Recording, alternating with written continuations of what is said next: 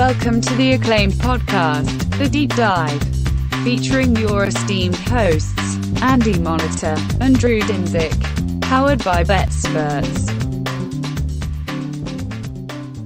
Welcome to The Deep Dive. Andy, happy Thursday.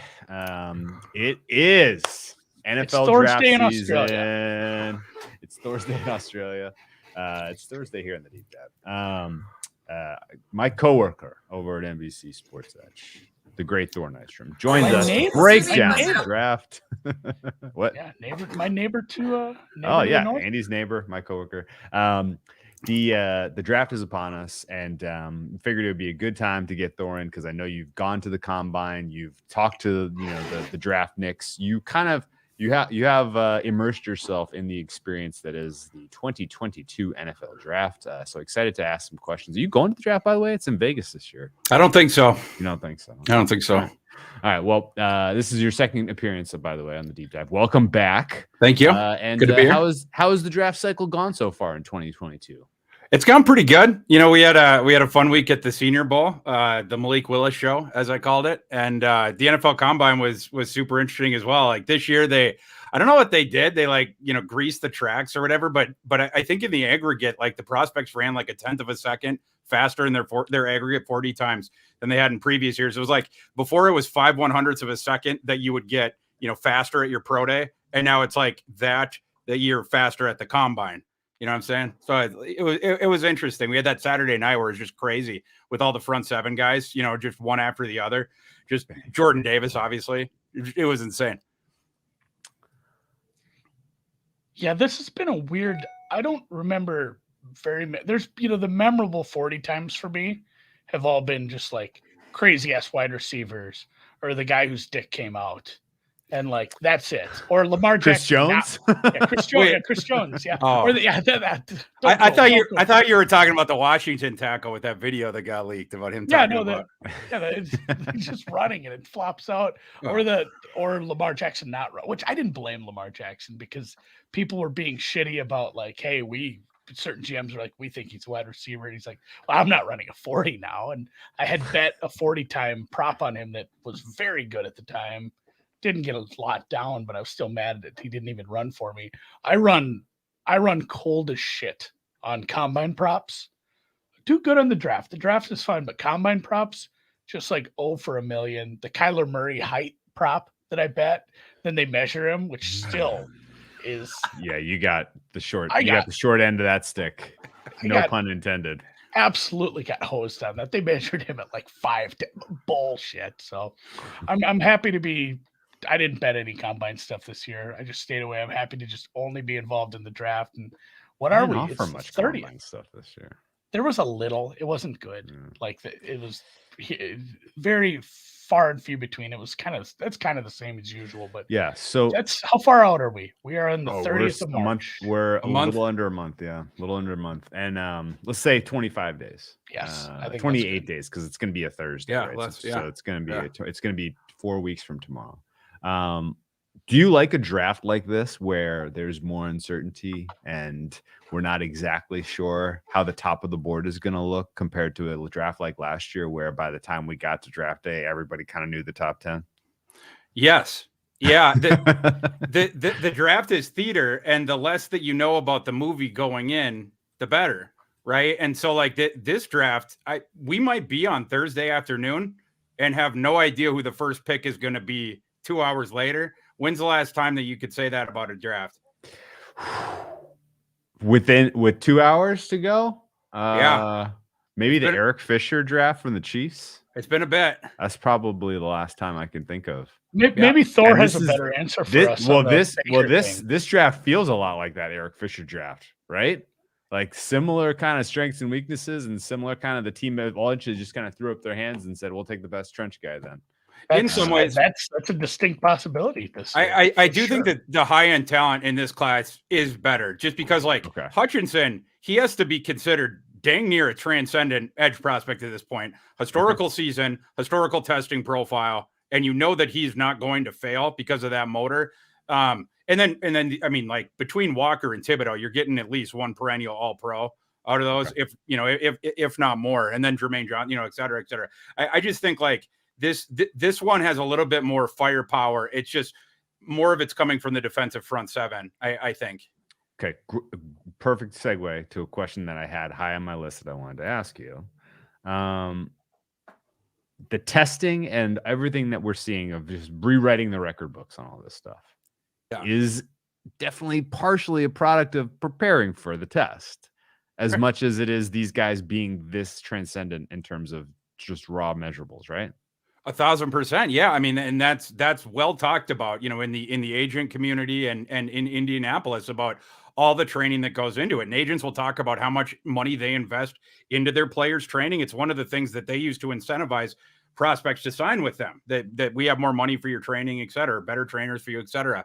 So, I mean, it's absolutely something that they do. And when you see like the year over year improvements, I mean, this year, the 40 was ridiculous, but like the other tests where I think you can see it more is like the 3 cone, because you can cut time off of that without necessarily being more athletic, just by being more efficient with your movements. Yeah. That's what trainers teach you how to do. And that's where, and it's not like we've just started talking about this year. People prepping for these specific events, which again, like quickness, agility, quick twitch stuff, it's not like there's no use for it in football. Obviously, part of that translates, but like, are you starting to be able to see through the lines a little as far as like, this guy isn't that good? Like, I've watched his tape. I mean, you watch more college football than 10 Andys and Drews put together. I mean, you've seen some of these guys play 3-4 years, dozens of games, and then you see what they're doing at these combine events. And it's like, all right, this guy was coached up a lot. He really brought the measurables at the combine, but Thor's not fooled, because essentially some of this is gaming the system.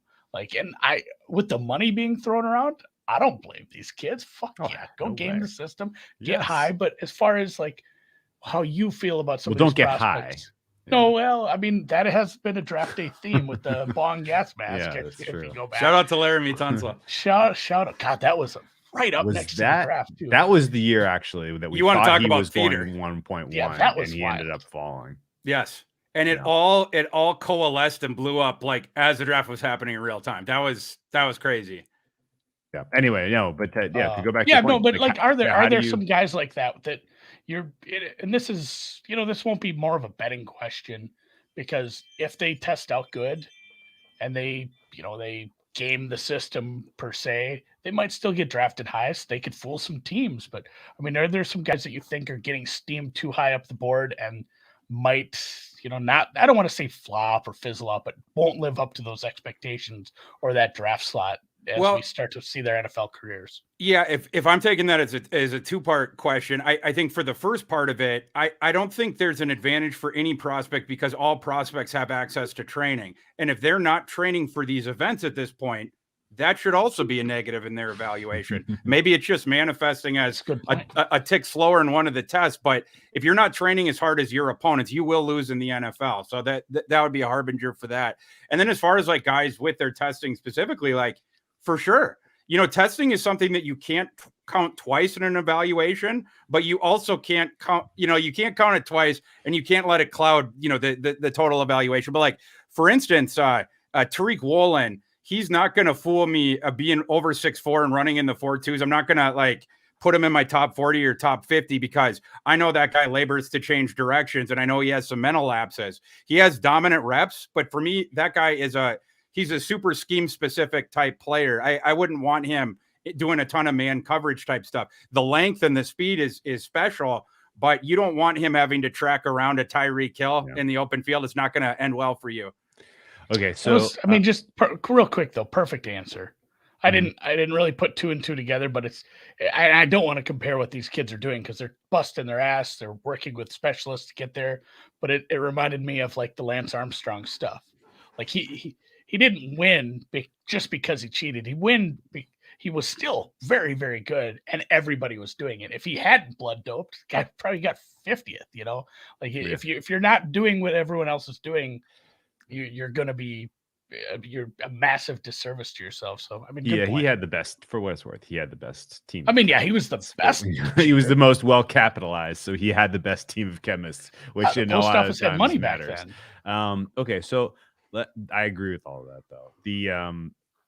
The process is interesting, and we love the draft. We love the kind of the picking through, who's going to matter, who's going to improve their team chances, blah blah blah. But really, this is a gambling podcast, and we haven't had tons of gambling opportunity yet. But I think it's pretty important to kind of understand how the process works, how the mock draft space works, and honestly, how like the information space works, because it's getting more and more complicated, and it's getting much faster. Like, one person tweets one thing that's somewhat speculative that gets a lot of attention, and then all of a sudden the screen just completely wipes out. And it's like, oh, okay, I see what's happening here. And notable example, of course, with pick 1.1, a lot of speculation. Jags were going to take an offensive lineman, and then all of a sudden they tag Cam Robinson. Daniel Jeremiah tweets one thing about, well, I guess they're probably going to take Hutchinson now 1.1, and Hutchinson flipped from 6-1 to minus 400 in the matter of an hour. I guess, what are some of the general concepts and rules that you kind of live by when it comes to how the process plays out? Because you have a couple of events like the Senior Bowl, like the Combine, where everybody's kind of getting together and mixing, and the opinions are actually being shared, and you're curating real information. And then you have the last couple months where it's pro days, speculative, clickbait shit. Like, am I kind of painting the right picture about how the overall process works and what to kind of pick for useful information versus noise? Yeah, and I think the important thing is figuring out for yourself what's bullshit and what's not, right? Like the perfect example of this is in the last class with the 49ers and their trade up, when everyone thought, because it's not just like the bullshit, the clicky bullshit coming from journalists. The clicky bullshit's coming a lot of times from the teams as well, through the journalists. And in that case, it was the 49ers telling these people with really big platforms that they were going to take Mac Jones when they had zero intention of taking Mac Jones. They were only saying that because they didn't want to take Mac Jones, right? And that, it turns out that they were on Trey Lance or whatever. But like, you have to separate good information from bad information. I think you also have to use your intuitive mind as well, right? Like, and connect some pieces and some dots here and there when things aren't making sense to you. Yeah, the biggest part over all the conversations that I've had with Drew, with you, with anybody who's talked draft with us for the past, God, how many years now have we really got deep into the draft, which is one of the most fun parts of the summer, like, or late spring into the summer before we get into the other sports, is like the mocks. Like, all right, these guys mocks, these are bullshit. They fall into different buckets. Like, this is a bullshit mock, but it's a huge name, and people are going to pay attention to it. I'm not going to name any, names. Yeah, it definitely doesn't work for any 4-letter networks that we let's just call him. Let's just call him, blank analyst junior. Okay. Yes. Okay.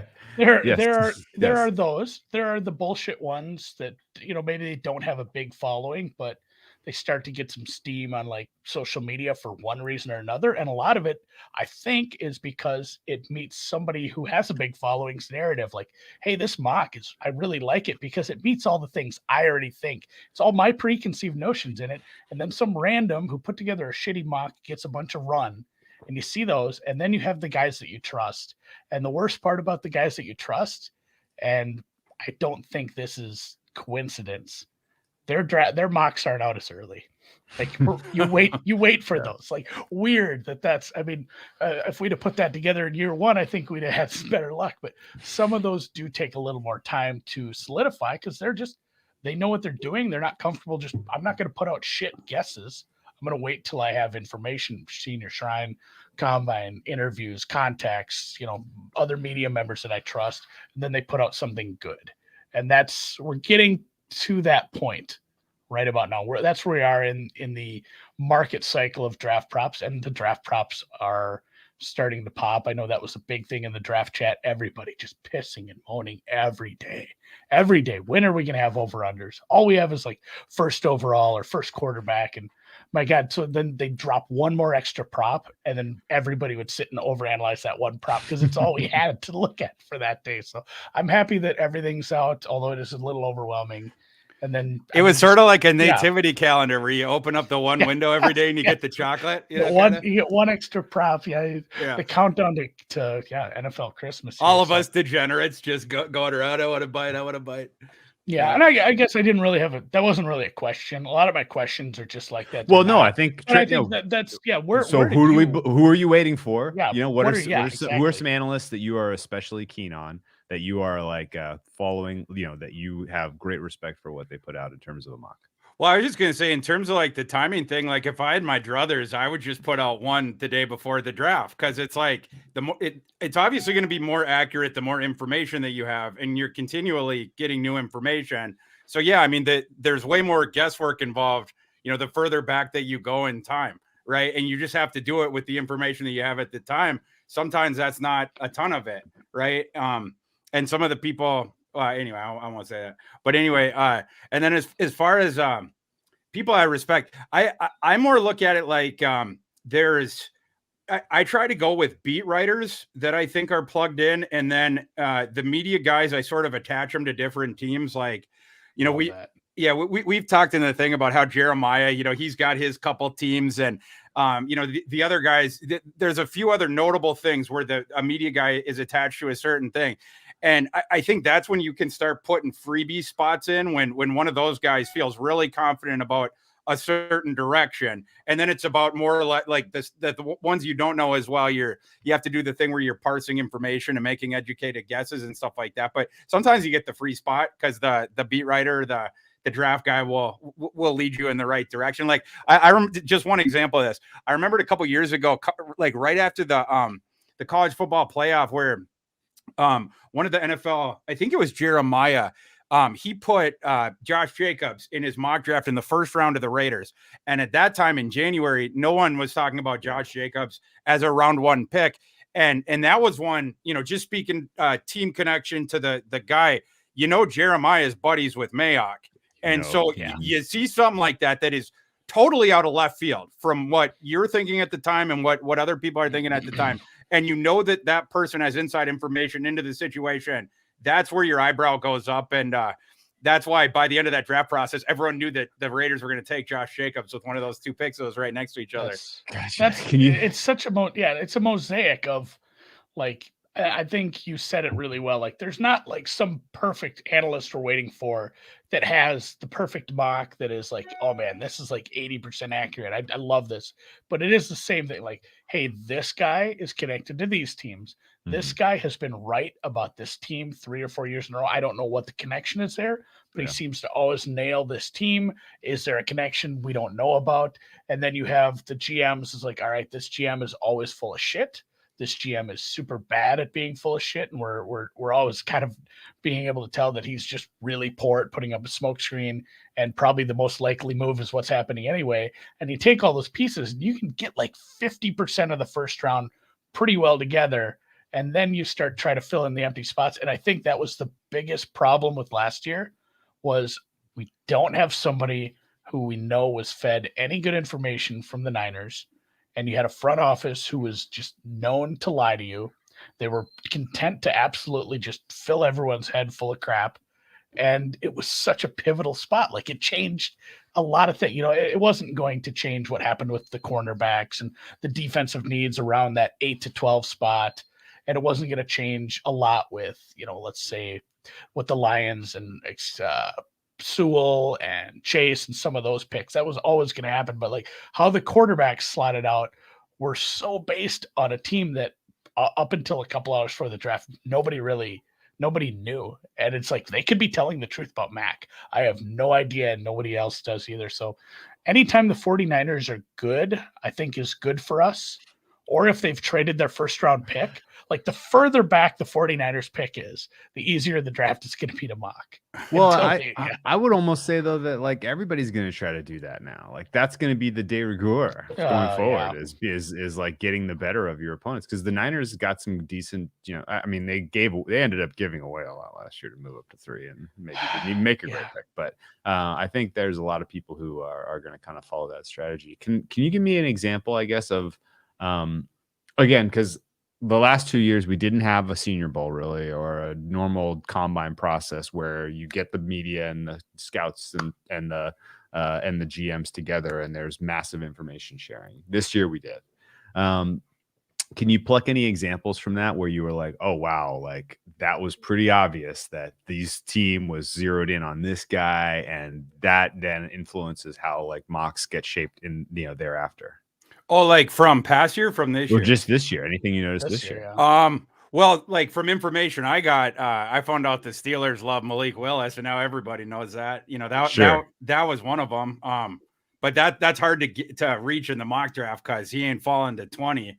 So then you have to do the trades, But I was talking a lot with like the Detroit Lions media trying to, because I don't have any like, it's not like I have like, Campbell on speed dial or Mark Brunell on speed dial. So like the other thing that those opportunities afford you is you can talk to the beat writers of those teams and you can hear through them, that like what those guys told to them. And so, in that way that's sort of where the information trading game comes in. Cause then you can tell them stuff that and stuff like that. But I was really curious about the Lions sniffing around that thing because at the combine, it went into the narrative going in, like you mentioned before, people at Jacksonville taking an offensive tackle in their mocks. Everyone and their mother had Detroit taken Aiden Hutchinson at number 2. Yeah. And when everyone is going one way in sports gambling and anything like that, Thor's spidey senses always go up, and so I was talking to some of the Lions guys and they were like, oh no, the Lions love Hutchinson. Like it was like, all their guys were like fawning or whatever. And it was like, but why would they be telling you this stuff if that was actually who they were sitting dead red on? And it's interesting because a couple of those guys have started to come over a little bit the other way, particularly, I guess, with Hutchinson now, potentially not being available at number 2. But it's fun getting information like that and trying to piece things together that way as well. Okay. So then here we are with a month to go. And I guess to Andy's like kind of example earlier, like there's certainly like somebody out there who's beating their chest like I'm the second most I'm the second most accurate mock drafter in the last 10 years. And it's just because they put out 15 mock drafts and they happen to like pay close enough attention that they had all of the spots sort of right at the very end. And that's what got graded.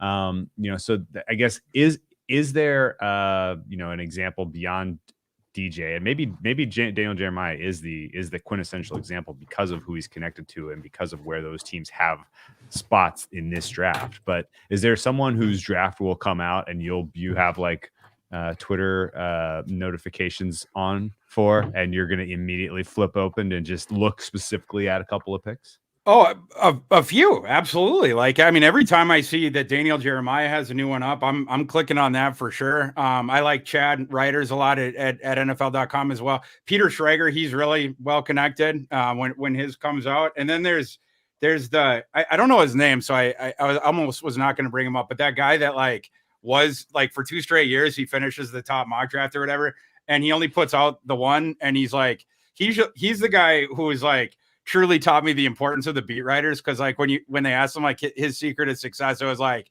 he's always just going on the beat reporters, like their intel, and that's how he pieces it together or whatever. So I always seek his out. I'm blanking on his name right now, so I'm sorry if he's Donahue. It's okay. That's okay. We'll keep it secret. Yeah, okay. We'll keep it a secret. Just we'll figure it. We'll talk to you offline about it. And we'll go check that one out. Yeah, but I love mock drafts. Like I'm a fan of the form myself, so I read a lot of them. Honestly, they're addicting. Like when you see one and it's clickbait without even having a clickbait title. Yeah, all you have to do is like, oh man, who did like if there's one spot that's just everybody has different. I'm like, man, I got to see who they have 6th. Like, a lot of that. Or last year, I got to see who they have third, and then I want to see what they did with the Lions and Bengals, and then I want to see what they had in that Cowboys, Eagle, that area. Like every mock draft, I didn't care about the rest. Okay. It's like, because you knew the 26th spot was locked. Like there wasn't a mock that came out for, was that 26th? The Steelers spot. Were there Najee Harris last year? Najee 20, whatever it was, right? That 20, but that Najee Harris. I didn't see a mock draft for like 4 months. It didn't just have Najee Harris. They're not very cards close to the vest. They're not one of those teams. No. They're the opposite of the 49ers, the Steelers. Yeah. I'm curious, selfishly, and I'm not a huge fan anymore, but it's local. Like you talk about these Detroit. Do you talk much with the Vikings beat writers? I know Cronin's moving on, but there's Thomason and who's the guy at the Athletic? Chad. Arif. Arif too. Yeah. Like I have no idea. I haven't even followed really the Vikings pick. I know it's kind of in a weird spot. They're 12. There's some defense. Are we just going defense? Look at me saying we. Just a big Vikes fan. Oh well, when I start going on them, I'll say we eventually as well. So we'll just go with it. I think it's probably going to be defense. It would take something like Ike Ekwonu fall into 12. I think for it to be offense, because otherwise your needs at, cornerback most pressingly. They did sign Peterson, but I still think that they need a cornerback, and then they still need an edge guy. Maybe not the first round now because they signed Smith from the Packers, but I do think it's going to be on defense. Okay. Before we get into the way it goes from top to bottom, because I do want to pick your brain on a couple of those, and again, completely respecting that we're a month away and a lot can change. True. Just give me a couple of true or false years. Okay. This is the worst year for quarterbacks of the last 5 years. I'm gonna say, heading in perception wise, or like what I think it'll be. Yeah, heading in perception wise. Because this is what matters. Like people are like we sit a month out. Okay. Yes, in terms of perception, probably yes. Okay, true or false? Last year was a weak class for edge rushers, which will put a premium on getting one of the elite edge rushers in this year's class. If it's true, okay, I'll go true if it's binary. Okay. Yeah. Okay. But in general, that's a fair thing to say.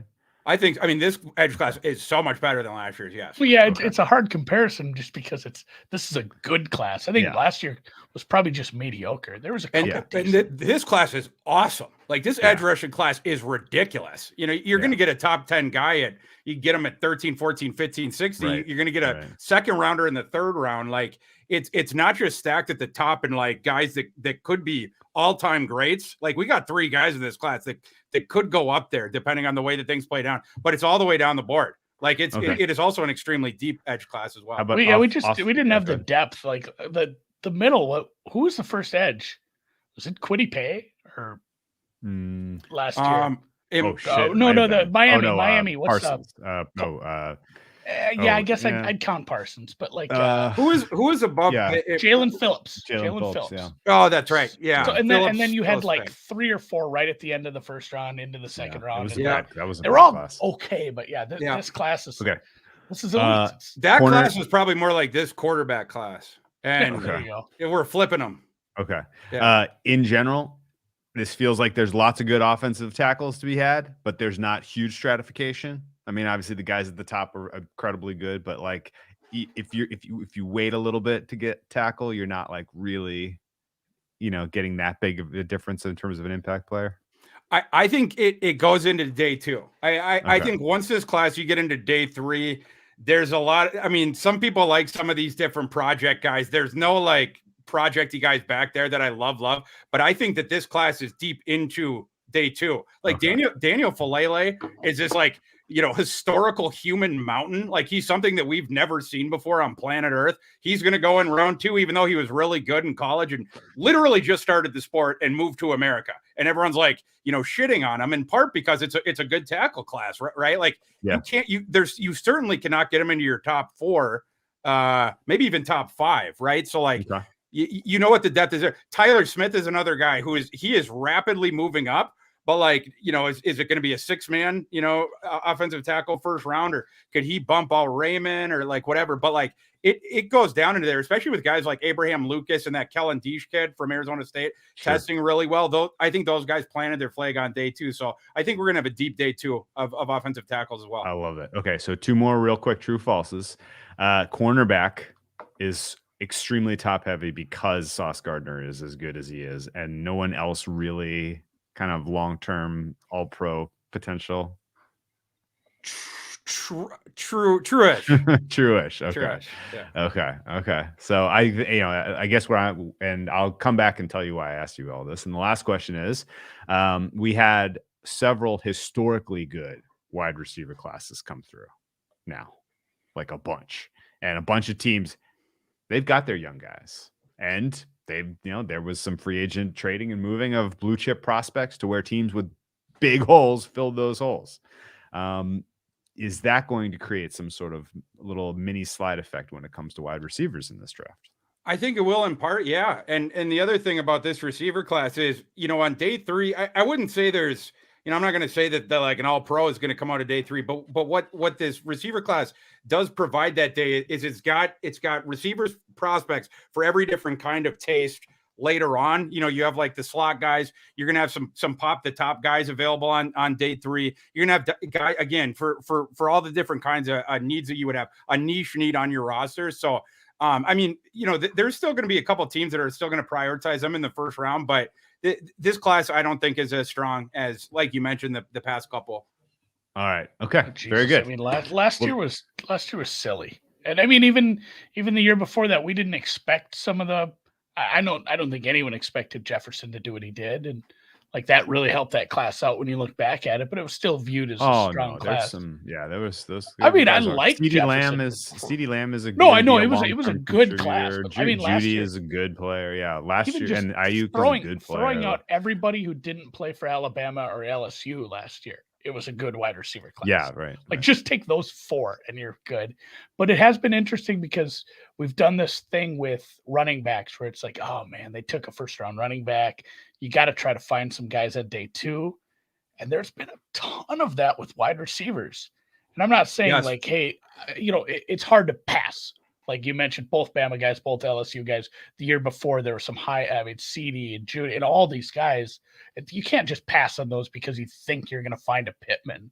But man, there have been a ton of guys in day 2 who have really kind of popped as a wide receiver. And Higgins, another good example. I wonder if there's so many Pro Bowlers and so much value that's been extracted from day 2, round 2, but you could even extend it to day 2, but round 2, I think specifically. And I think you can make a really strong argument that receiver, if you had to make a tiebreaker on a sort of ROI decision or whatever, that receiver would be the position you would wait till round 2 if you had your druther. Now, I'm not talking specific to this class, but just because of that, because there's been way more hits at the receiver position in round 2 than, for instance, quarterback. You do not often get star quarterbacks out of the second round, or some of these other different positions, but receiver, they do filter down. Yeah, no, that's very true. Okay, so let's then go through the top and see how kind of just general thoughts on how this shapes up. Well, I mean, real quick, Drew, though, and I just kind of a scout question on that because of that. Like, are you hearing that where, I mean, scouts are scouting maybe the entire department? Are they changing their philosophy on how they're starting to evaluate maybe some of these wide receivers, or they're not just saying like, he's best available, we need some wide receiver depth, we're going to take some? Like, I'd be digging in on day 2 wide receivers now, just with as much stuff as popped. And I don't know if it's just how the position is played differently now at some of the top schools, but Christ, I'd spend a lot of time on that if I was a scouting department. Yeah, I mean, we could see a shifting of dynamics of the way that the league is valuing, high-end receivers just based on these recent blockbuster trades, right? Like the math went the other way between production and contract value at that point. With this, it's with draft equity. And I think, not specifically that I've been told that, but there are teams that I know are sort of zeroing in more on the Sky Moores and those guys of the world than they are focusing on first-round receivers, because they're naturally sitting dead red on day 2 for that. I don't know if that was a conscientious decision that they made because of mathematical analysis of this or just specific to this class, but I do know some of that's going on in this class for sure. I like it. Well, position. Yeah, I mean, you need volume when it comes to receivers. So swinging as many times as you can down the board makes sense. Finding a Claypool. Yeah, finding a Claypool. A Mims finding even. finding a Debo Samuel, an AJ Brown, a DK Metcalf, a Deontay Johnson, a Hunter Renfro was a round pick. So no, it's absolutely worth kind of investing your time down the board on wide receiver, as far as I can tell you, which I think may slide some of these guys a little bit, but we'll see. Which shouldn't mean that you should just reach for wide receiver in the second round, like Sean McVay. I feel like he did for Van Jefferson last year, or Van Jefferson. He's sort of Tutu Atwell was a disaster, but Van Jefferson. Sean McVay is the only exception to this rule. And Bill Belichick. There are still Tutu Atwell. Bill Belichick should just call it a career of drafting wide receivers. Give LaVisca second rounder a couple years back. Oh, yes. And I have not given up hope on LaVisca. I'm trying to get him to Kansas City. I've not given up hope on KJ Hamler. Oh, 2 drafts ago, second round wide receivers were outrageous. You had T. Higgins, Michael Pittman, Chenault, Hamler, Claypool, Jefferson, Mims. There you go. It was a good class. Freak show. Okay, so let's go to the top of the board here. Jags are pick 1.1. Jags do not look to be well run as a franchise still. That's my general feel after looking at some of their free agency decisions. Yeah. They have a quarterback presumably in Sunshine that they drafted last year, but they have holes still everywhere, even after spending $1 billion in free agency. What does your gut say about how they ultimately deployed this 1.1?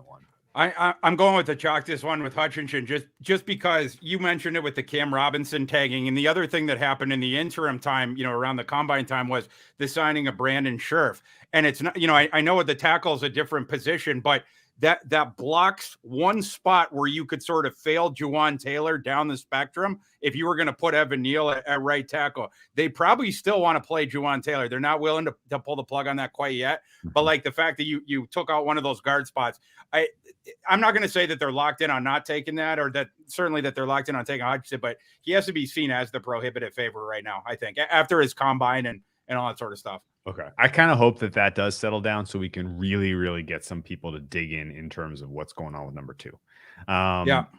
As far as I can tell you, this is where the draft probably starts. Yeah. Right? There's a chance they take a quarterback. There's a chance they take best defensive player available. There's a chance that they trade the pick. I think those are all realistic in the cards. What are sort of, I guess, the Lions really invested heavily in the trenches last year. They had a lot of draft capital at the top of the board. They took a lot of big bodies. I felt like they were setting themselves up where they kind of had to take a quarterback this year. And it turns out that, other than, the high upside of Malik Willis, there's not really a great option for them. Do you think they are being a little cagey about what they intend to do with this pick to see if they can get a deal for someone to come up with 2, and that they ultimately have eyes for Malik Willis, or is this going to be best defensive player on the board? I know they're being cagey. I don't know what's behind it, but I know that they're being cagey. I'm sure that not that they've settled on a guy at this point. You always take information until the last day, but I would guess that the decision makers there are at least leaning in a direction. But yeah, I mean, you talk to 5 different people that cover the Lions or, around them or whatever, you're going to get sort of 5 different answers. Whereas before it was all uniform for Hutchinson.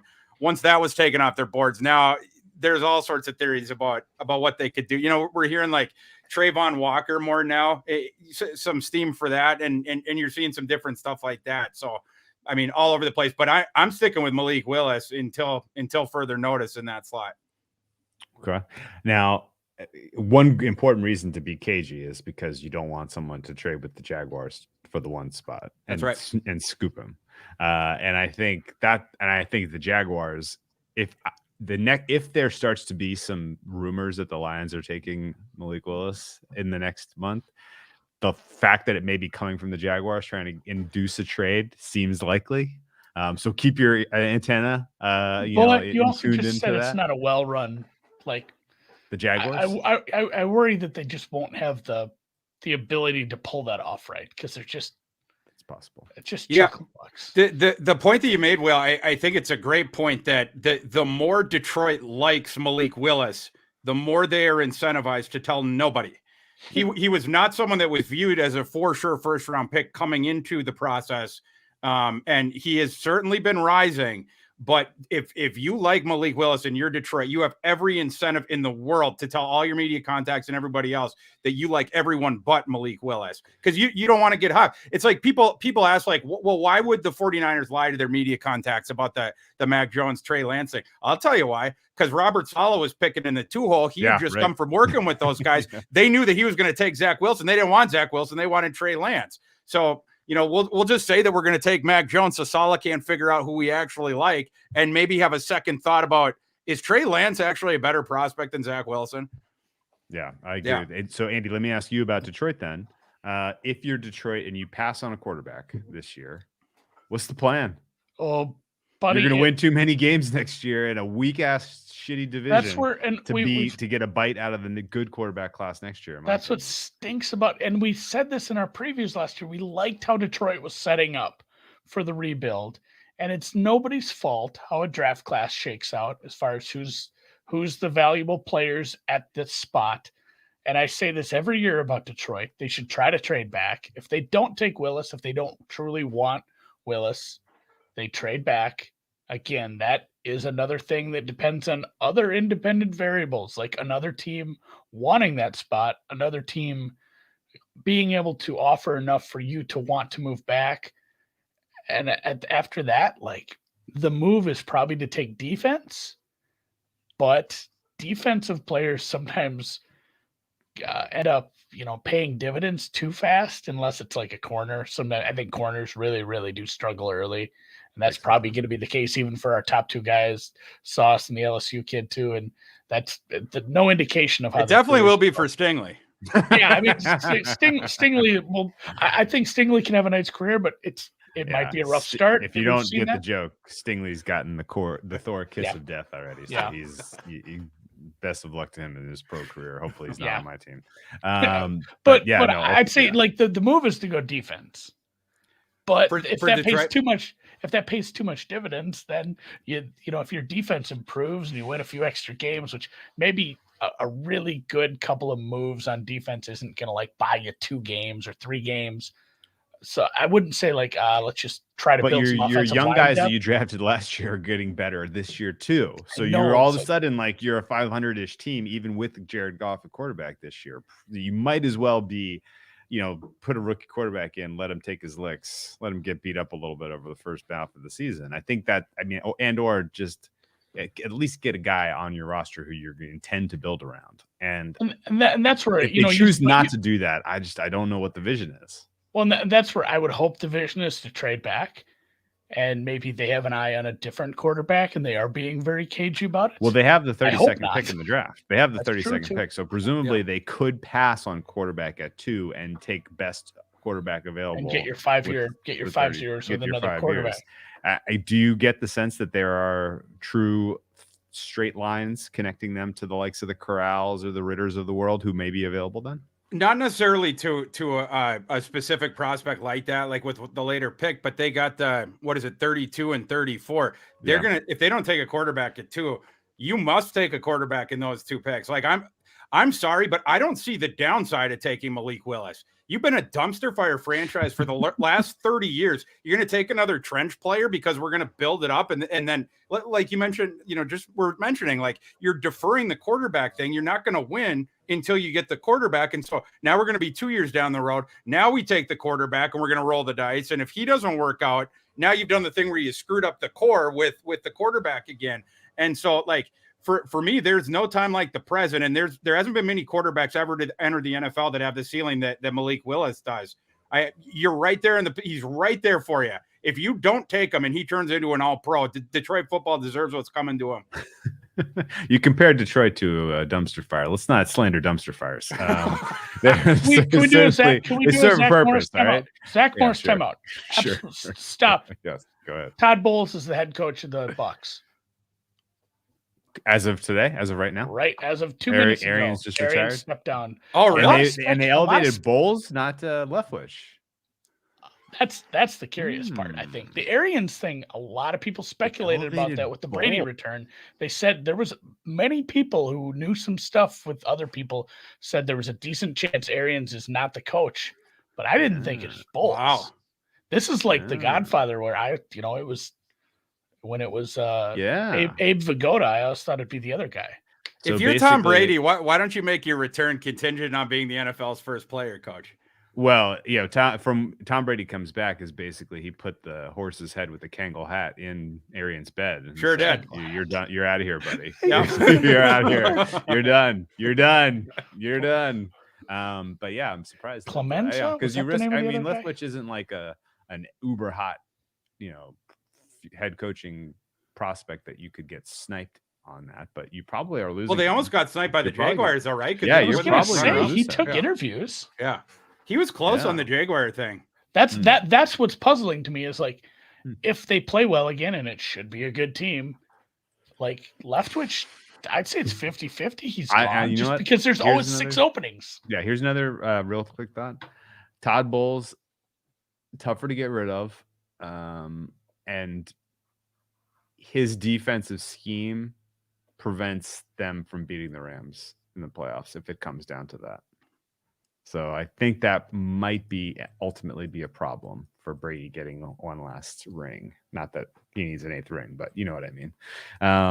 Bulls defense is too poor of a fit against the Rams. You guys remember that game with Leftwich at Marshall where his offensive lineman had to carry him down the field? I do, Yes. Yeah. Do you remember that he used to have the world's longest ever the wind up motion, the wind up my was, god. Yeah. His wind up was out of this world. If you watch tape on it today, you'd be like, this guy was drafted. Huge wind up. Oh my god. I think we made that joke because we liked him. I'm not sure if we liked him to like be really successful as a head coach, but we said like if you're the Jaguars, take a shot on this guy. And we joked about like they should bring back this offensive lineman to carry him into the interview and just really show he's serious. And also do it during games like Lance Harbor from Varsity Blues. He'd just be on the sideline with his crutches and calling the plays, doing the formations. He was picked 7th overall in the 2000 draft. With I was going to say, he was. Oh my God. So the Jaguars have always sucked at drafting, apparently. All right. Well, going back to the Detroit Lions then, because they are a super interesting team because, as you mentioned, they hold a shit ton of capital, picking twice in the first round and then immediately in the second round. Yep. And there are people that have hit the shit out of under 3.5 quarterbacks in this draft, and I agree that's what it should be. But the idea that you get to pick 31. The Lions didn't use number 2 on Malik Willis. Yeah. 2 quarterbacks have gone. Say, Pickett goes to whoever, Willis goes to the Steelers, or, it's not even there, but Steelers pick someone, the Saints pick. So there's 2 quarterbacks gone. And the Lions are going to use pick 32 on a quarterback. That pick 31 becomes very valuable to anyone who wanted to trade up from round 2 to get their guy before the Lions, that they're going to pick one, right? I think so. Yeah. So you could end up with to reason bang, to me. QB right at the end of round 1 and bust that under 3.5. Absolutely. Yeah. I mean, if just for instance, like the Giants, if they're looking like we need to get a, future guy, because we're not going to go forward with Daniel Jones, and they fell in love with one of these, secondary guys or whatever, I could absolutely see him ponying up. They're just at 36 right now. It'd only be a 5-spot drop for Cincinnati. Cincinnati would take a round 3 pick to do that in a second, maybe even round 4. Yeah. Agreed. Yeah. All right. So I have not played under 3.5 quarterbacks. I will not play it. I know that has taken steam down to 3 at some shops. You basically have a free roll on over 3 as far as I was going to say, I will go the other way. And people love to bet this because, it's such a weak class, but like it doesn't matter. It's a supply demand thing. And I mean, if the world only made shitty pizzas, we'd pay money for those shitty pizzas because we love pizza. Like from your lips to God's ears, my friend. Yeah, they want quarterback. Everyone needs quarterbacks. It's so important, and that these front offices will overthink it. They'll talk themselves into fucking Sam Howell. They'll talk themselves into Pickett. I mean, I don't hate Ritter. but I mean, these guys are not of the caliber that we've seen in some of these other draft classes. And like a fourth guy popping into that first round, well within the realm of possibilities with what we see out of the from 20 to 32, man. That every year I just am blown away with a couple decisions like, and sometimes they don't always really come to fruition like I thought, but like, man, when the Saints passed on, was it Queen? I think that was a spot where they passed. Oh, yeah. And he ended up on Baltimore. I'm like, Jesus, what a gift. And then obviously Baltimore. Yeah, because it made sense because of the local kid. Yeah, I just I like that move. And obviously Baltimore had their own problems with just the entire rest of the team got injured last year. But every year there's some surprises, and quarterbacks are the least surprising of the surprises. Every year. Okay. Yes. Let's move on a little bit here to in the top 10. Houston Texans pick. They take who the hell cares because they're absolute dog shit franchise. The best.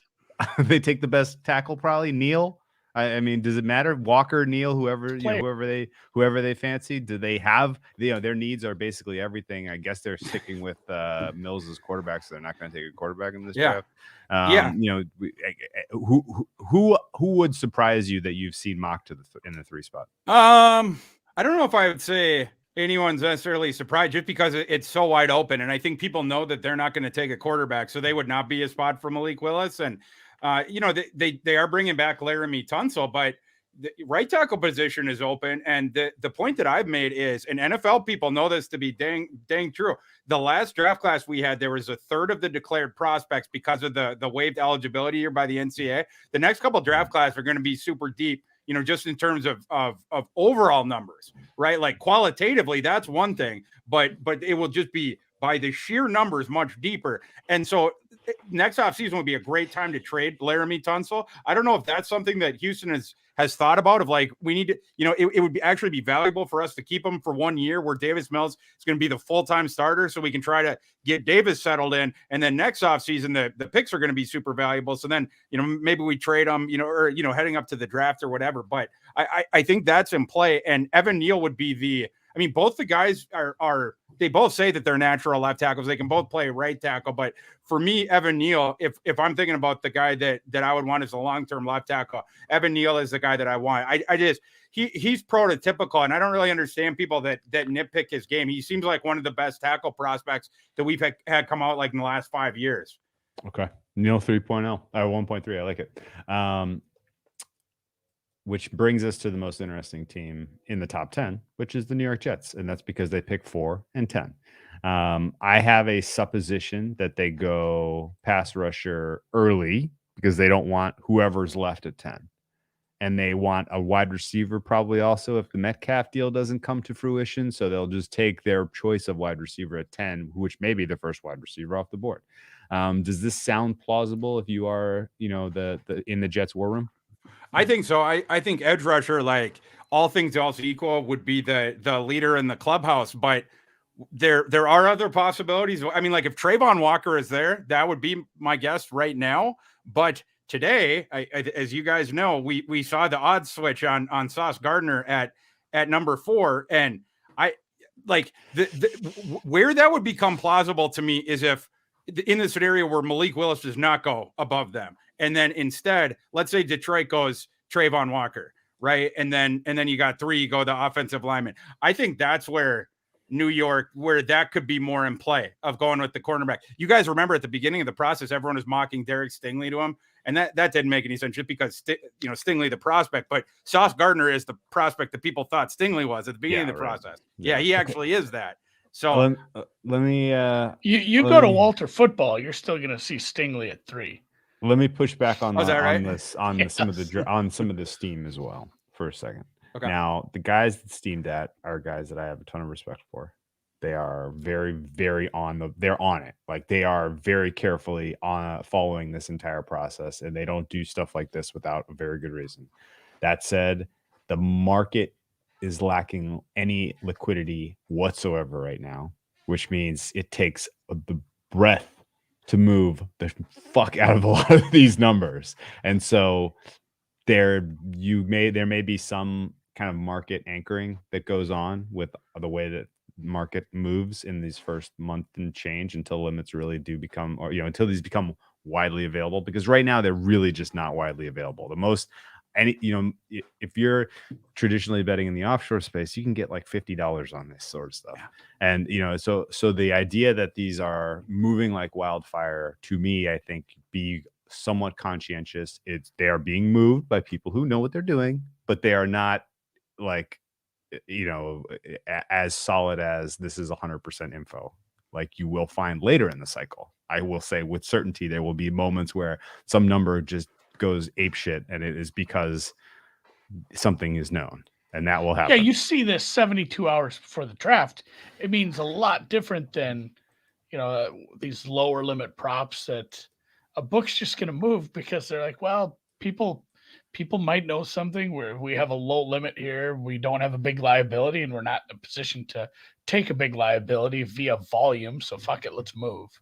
And I mean, even last year we talked to Dylan at Circa, and he said, he's like, it's hard, because he's like, just the everything that moved was one-way action, right? Yeah. Well, he's like, I'm one guy. There's other people in the trading room watching stuff, but he said, like, there's everybody else, literally everybody else in the market is on the other team, and all it takes is one of those people to get the information before you. Then they bet it, then they tell their buddies, and then you move it, and they double pop you.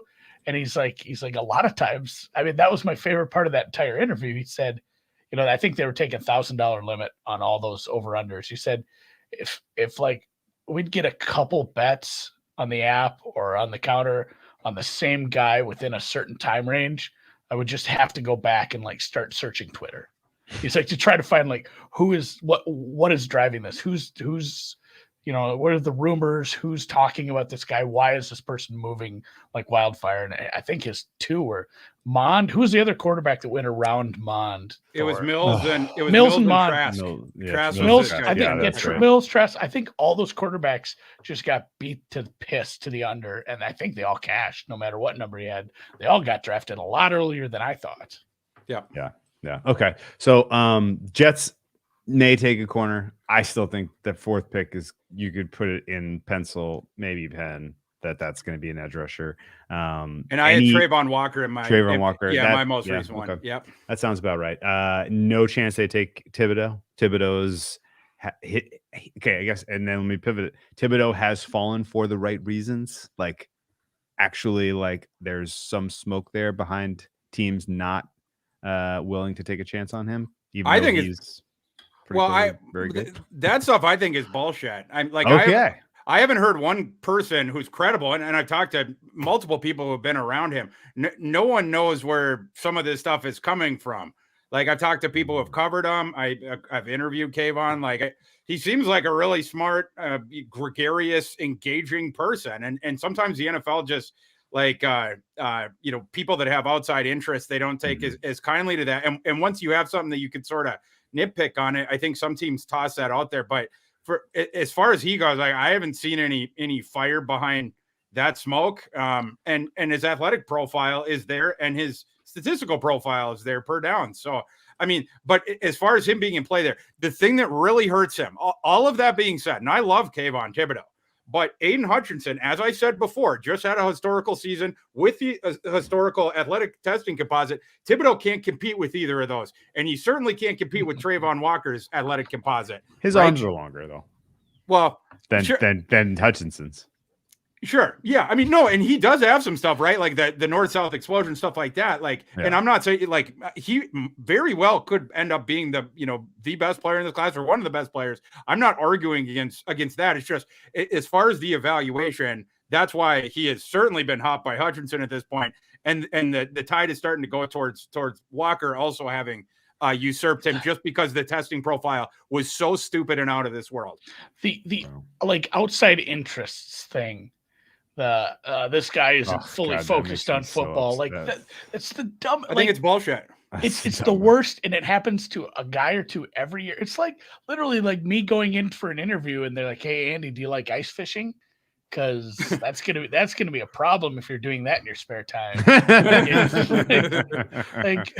We're not. You don't sound like dolphin material if you like ice fishing. Yeah, I guess this is a lot different from 99.9% of jobs in the world. Like, you do really need to be all in, because we see guys like Jamarcus Russell, who a lot of talent, not all in on, practice, playing, attention, watching game film. Like, you can't have somebody who's so far down the care level, but like the one they do every year is like, I don't know if this guy's fully focused on football. And it's always such a stupid one, I think. Yeah, I agree with that. For sure. I love Thibodeau. I probably got time for one more, but I got an Uber that's just outside. Okay, we'll cut you short. It's been almost an hour. Just 1 minute away. Okay. So, final question then. Yeah. If there's one thing that you have beyond the Malik Willis thought, one strong conviction you have in a positive sense about any player that's going to be drafted in the top 10 that you want to bestow upon our audience, your team gets this guy, they hit a home fucking run. Who really sings to you besides Willis? I would say you almost got to pick a guy in a spot. Yeah, I would say, man. Well, Kyle Hamilton is the guy that I'll say. He's getting nitpicked a little bit right now because of his speed. His play speed is just absolutely fine, and he helps you so much against both the run and the pass. So he's a slam dunk guy for me, and I love Sauce Gardner as well. So I'd be happy with those two guys. Okay, so where do you want him to land? I would like Hamilton with one of the New York teams, probably. I think that those are the ones that have the needs for him. And Sauce Gardner, if I had my druthers, I almost think I'm going to have him ranked higher than this, but I would like him to go 9 to Seattle because he reminds me a lot of Richard Sherman. And I think it would be cool for Seattle to, just to take him, and just because of that, what if the Giants do something crazy and take Sauce Gardner 5 and Hamilton 7? They could. It's just that they have their offensive line is the worst in the NFL. That'd be quite awesome, I think. Yeah, like they certainly could, but they have the league's worst offensive line, and if either Ekwonu or Neal is available at 5 and they don't take them, I'm going to be pretty surprised. Okay, right. Good point. We don't want your Uber canceling. Yeah. Yeah. Oh yeah. I'd hate that. Especially coming out here to the burbs, fun. Boys. You know how it is. Yeah. I love it. Hey, appreciate it. Man. Hey, enjoy the rest of your night. Thanks again for your time. Check out Thor at ThorQKU on Twitter, and his great stuff at NBC Sports. Can't wait to have you back on Bet the Edge, and enjoy the rest of the draft cycle, my man. Appreciate it, boys. We'll see you soon. All right, Andy. You got any hot predictions before we wrap the pod? Anything that you feel strongly convicted about? I wish we'd asked where he's going. I'm curious what he's going to do. I think he said he's doing he's got a live podcast at a brewery. Oh, you're at a bar. I'm in a lounge, but he's going to an actual brewery. I might have to text him, ask him where he's going. There's so many good ones up in Minneapolis right now. Oh God, there's a few decent ones down here now that are popping up. Hot takes? Not really. Not hot takes, but just strong conviction. Strong convictions. I tend to disagree with the Willis team. Oh, I don't know. I think maybe a team or two could get scared off by. I don't want to lump these two completely together, but because BYU is not the same as an FCS team, but the fact that we saw Wilson struggle, the fact that we saw Trey Lance barely get used, some teams maybe being a little scared off from lower level quarterbacks, and maybe Ritter, even despite how good, since maybe he even falls into that a little too, just based on some of the strength of schedule outside of Notre Dame. Like it's different when you don't play these big games in and out. And, everybody can point to Flacco and Roethlisberger and even Wentz early in his career, but that's easy to, that's just, sample bias. Like, oh, we'll pick 2 or 3 that were really good. For those guys, there's like 100 that maybe didn't even come out of camp. It's very hard to evaluate a quarterback in general, and evaluating a quarterback against lesser competition, I think, really muddies the water. And I don't know. I'm horseshit at evaluating quarterbacks. I'm not saying Malik Willis isn't great, might not be great, could have a great NFL career. I just wonder if teams are going to be a little scared off of, someone who wasn't at a major program based on some of the stuff we've seen the last few years. So if he gets passed up by Detroit, I'm surprised to see like a heavy fall, like 10, 15. I don't know. Yeah. Same like with who else was like, yeah. Like who else is really, really, really hungry to like, there's so many other spots that the Giants need to fill in that I'd be surprised at 5 if he fell, that they're like, oh man, let's take another quarterback. Whereas like, Christ, there's some good defenders. There's some good offensive linemen. There's a lot of needs. Carolina has a million needs. The Giants again have a million needs. Atlanta is in rebuild, could use, all the things Thor said at the end of like any of those guys going to Atlanta. Any of the safeties, the corner, any defensive players to Atlanta would be a nice move. And then the same thing with Seattle, the same thing with the Jets. Like there's a lot of teams that need defensive, just defensive in general, and then offensive line help. Where I think you're right about wide receiver, the first wide receiver off the board being a little further down than, maybe usual. And not only that, but the class. But it could just be like lineman, defender, lineman for a while. And then we see you get to the teens, you see a couple of wide receivers pop. I don't think Minnesota would be in the market for that. Minnesota's probably defense, maybe offense. Minnesota would take an offensive lineman if somebody fell. They'd be foolish not to. I mean, they still need help on the offensive line.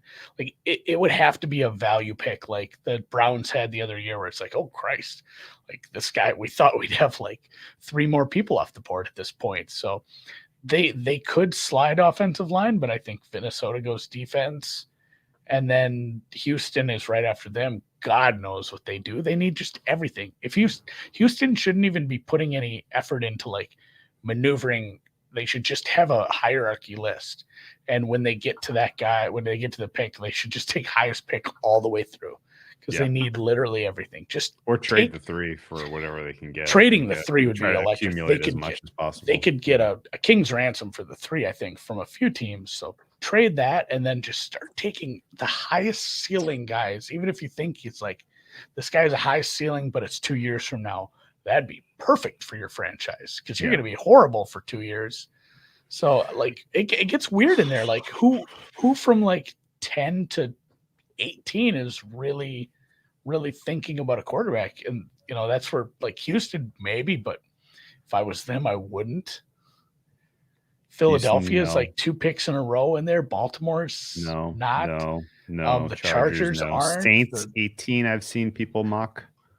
This 18 and 20 are 2 soft landing spots. Despite just signing 2 quarterbacks, I think it makes sense for the Saints if he falls that far because that's not a bad spot.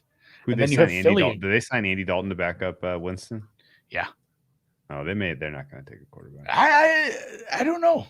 They always have for years. They've had too many quarterbacks on the roster. That's like their thing now. But then you got another Philly pick. Philly's not. Pittsburgh, 20. That's the stopping point, I think.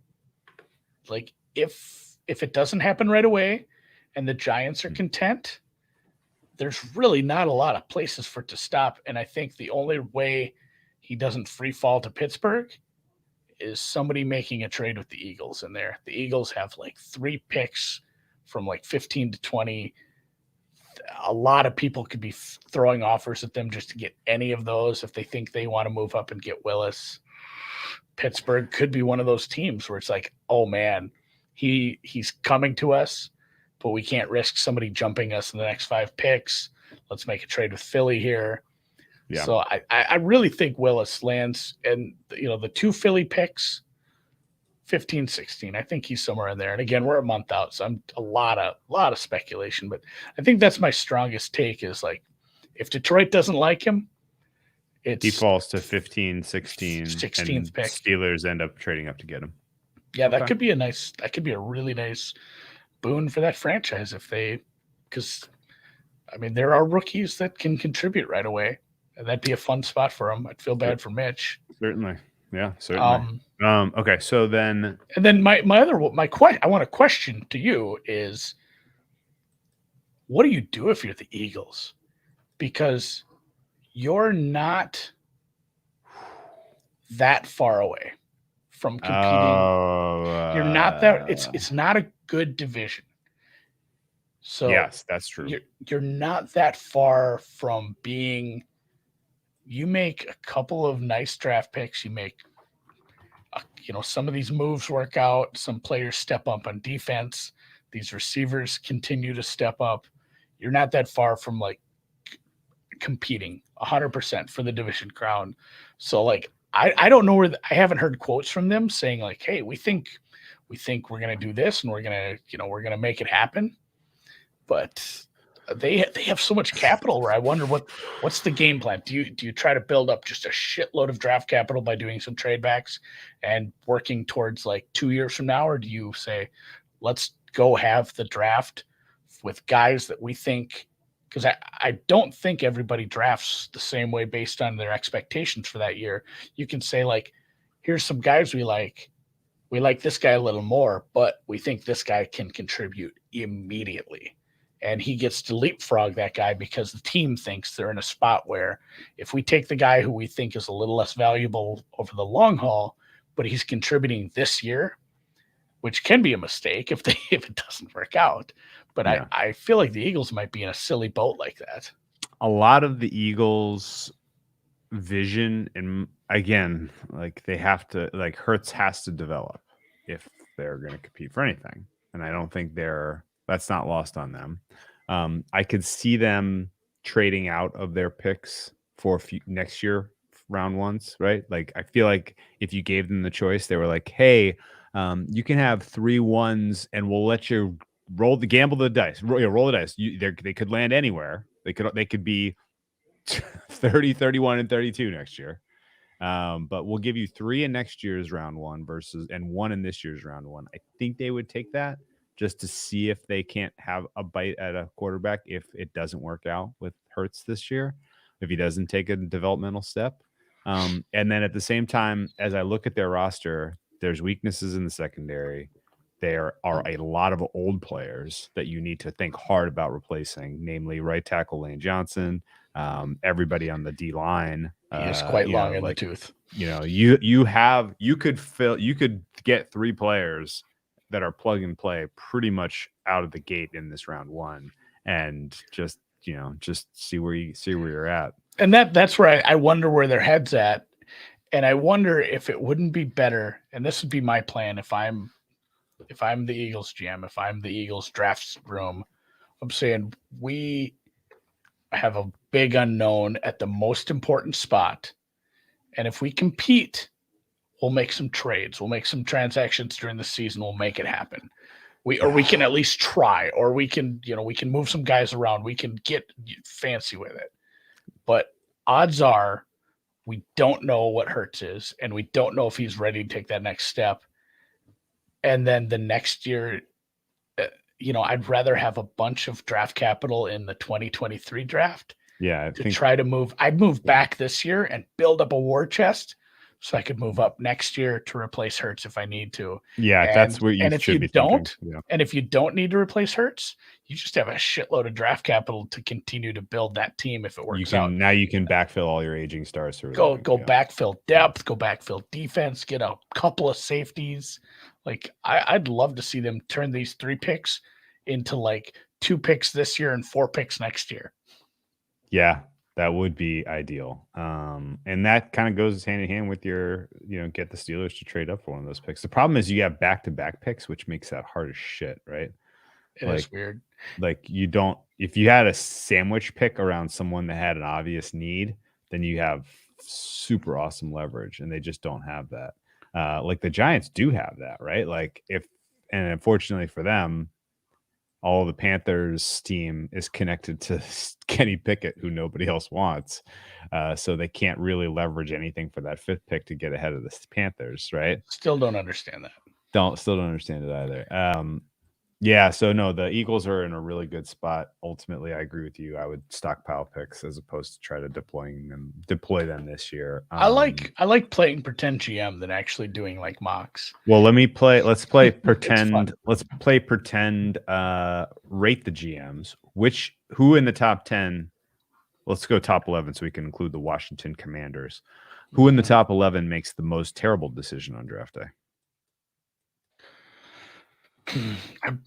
I really don't think Jacksonville, despite Jacksonville, if I had to power rank them, that management team is probably, I shouldn't say 11 out of 11 because there's some multiple teams there, but 9 out of 9 since we have double New York. But I don't think they can screw up. Like anybody they want to take there, I think is going to pan out no matter what they do. Same thing probably with Detroit if they really like Malik Willis. I don't know. We won't know. It takes a long time to evaluate how a quarterback pick goes. And again, anyone who's left, offensive line or defense, I don't think you can really mess this up. So you're going to rule out Jacksonville being the fuck ups. Yeah. And then again, Houston, it's going to be hard to tell if they fucked up because they have so many needs. It's going to be hard to tell. It's like, is this guy contributing? This team stinks. It's like, well, it didn't matter if they, drafted Jesus Christ. This team was going to be bad. You know what? I gave them shit for taking Davis Mills with their first pick in last year's draft in round 3, and that ultimately was fine for where they were. Yeah, and who knows? Like, are they smart? That was fine. Are they smart or were they lucky? Because Kellen Mond is bad. Vikings wouldn't even think about getting him time. So who knows how that went? Probably the Jets, man. Oh my God. I agree with you. But did you see what happened in the Nuggets game? No. I thought you were disagreeing with my Jets take. I'm like, I agree. I think the Jets are going to do. Holy shit. They were beating the Pacers by like 25. They were winning 43-15 after the first quarter, and they're losing to the Pacers. What the? Minnesota's losing too, damn it. Yeah, Minnesota was up. Holy shit. Do you see that? That's a halftime score, 62-60. Game of runs. We got a game of runs. When you play the game of runs, I don't know the second half of that line. It's been a long time since I watched GOT. Cleveland was up big on Dallas. They're losing by 11 going into the fourth. Oh my goodness. What Hawks a wild are up 30. We don't worry. Well, the Hawks are playing a G League team, Dan. I wouldn't get too excited about your Hawks being up 30, Dan. It's game of runs tonight, buddy. That's where they let off the gas on the defense. I don't think God. even they can let off enough gas on the defense to. I shouldn't speak because I'll jinx the poor Hawks who are sitting in the 10th spot. All right, the Jets. Your pick is the Jets. I believe it's the Jets. I think again, it's pretty obviously the Panthers. The Panthers again.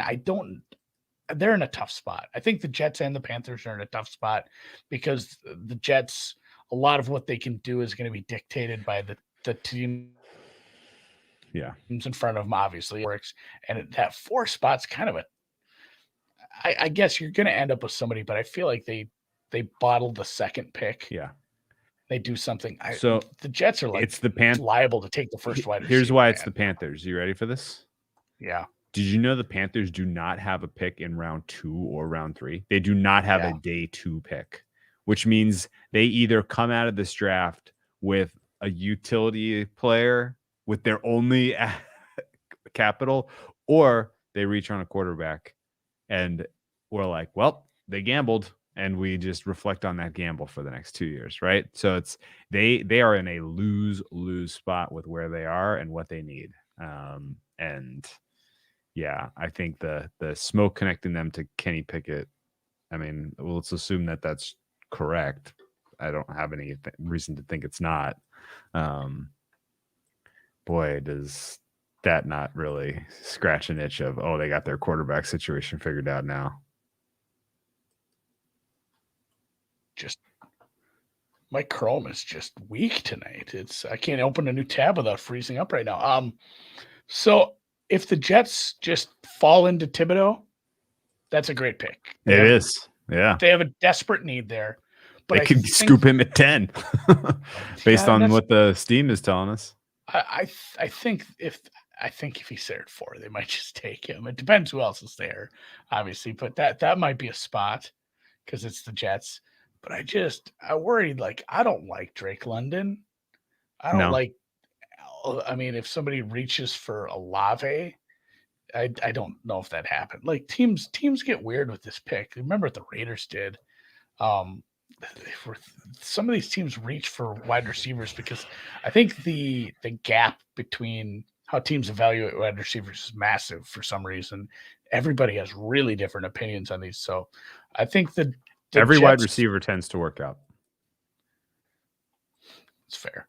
I think the Jalen Jets Riggs is the only example I can think of a first round pick the last 2 years. Well, Ruggs. Did he play for TCU?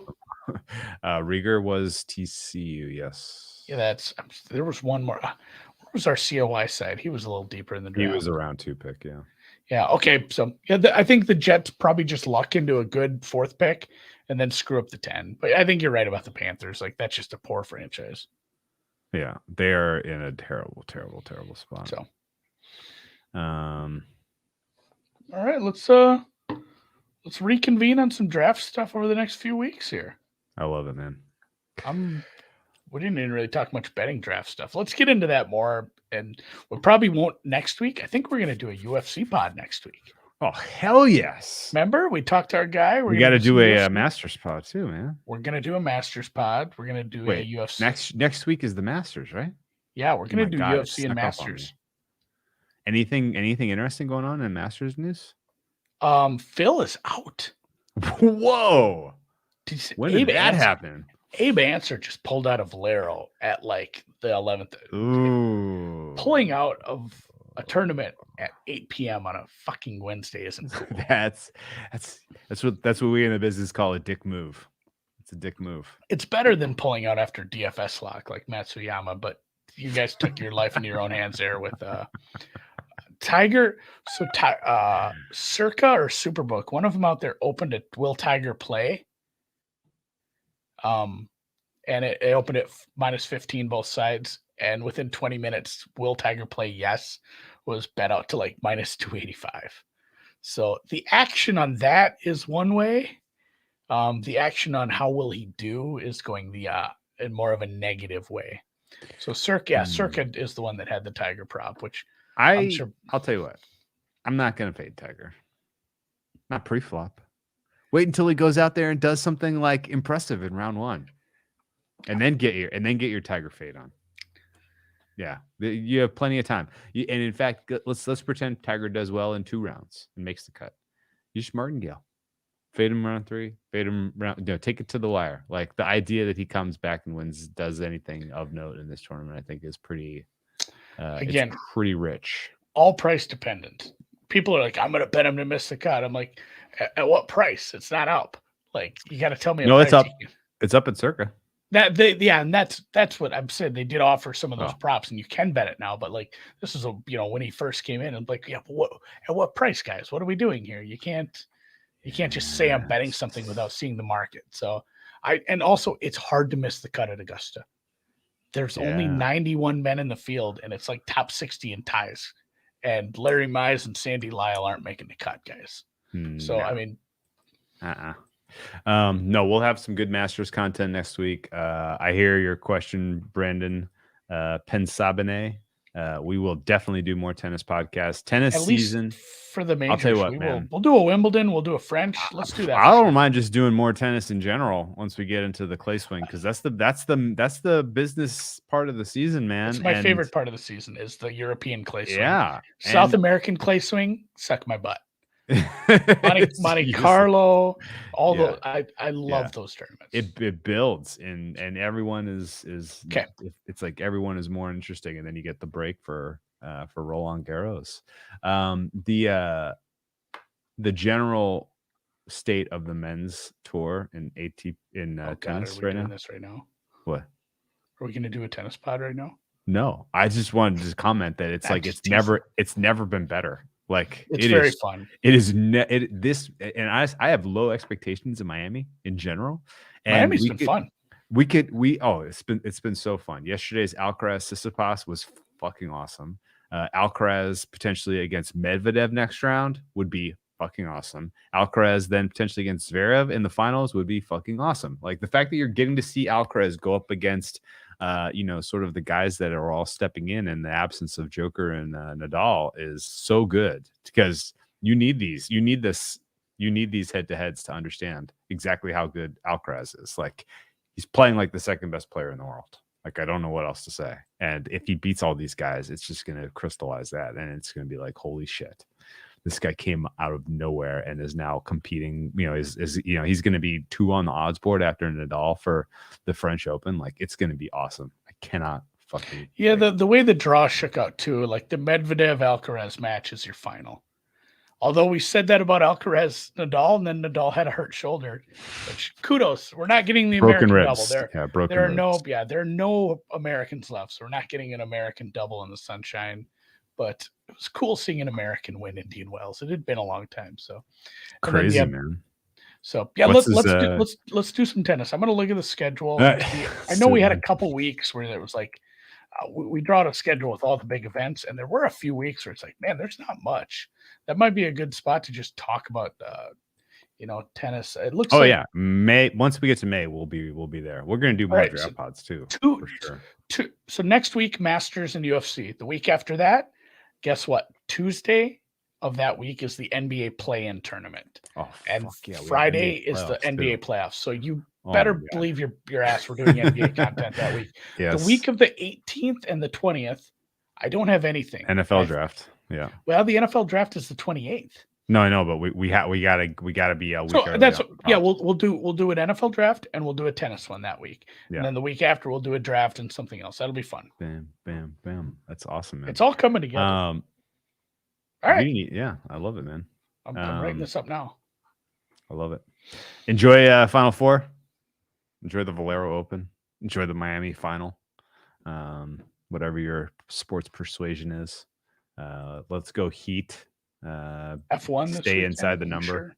No, F1 is off this weekend. No right? F1. We got a week until they go to Australia. We have the Toyota Owners 400, which is you can't watch it unless you have a Tercel, I guess. I don't know what the fuck that means. Toyota Owners 400 is the word. The NASCAR, the names are getting so bad. We're never going to end this podcast. Dan is laughing now. All right, hit the music. Fuck it, let's go. I'm just excited for F1 Down Under. The Toyota Owners 400. But Dan's got his mic on. He's going to say something now. Yeah. F1 Down Under. I think they must have had a week off of F1 because they're all